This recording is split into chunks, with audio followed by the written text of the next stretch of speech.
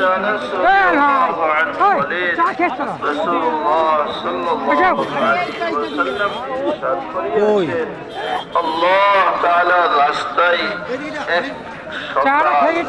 অথবা এক বিকাল দুনিয়া ও দুনিয়ার ভিতর যাহা রহিয়াছে তাহা অপেক্ষা উত্তম। হযরত আনাস ইবনে মালিক রাদিয়াল্লাহু তাআলা আনহু বলেন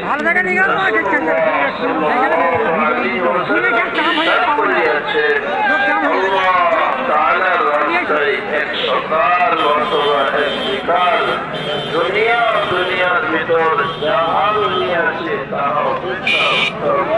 বুখারী শরীফ।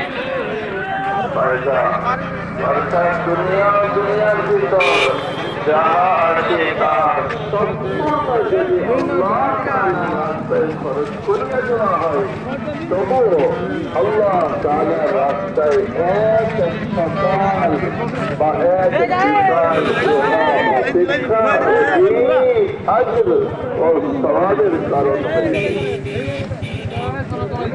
عن أنس بن مالك رضي الله عنه قال قال رسول الله صلى الله عليه وسلم من راح روحة في سبيل الله كان له بمثل ما أصابه من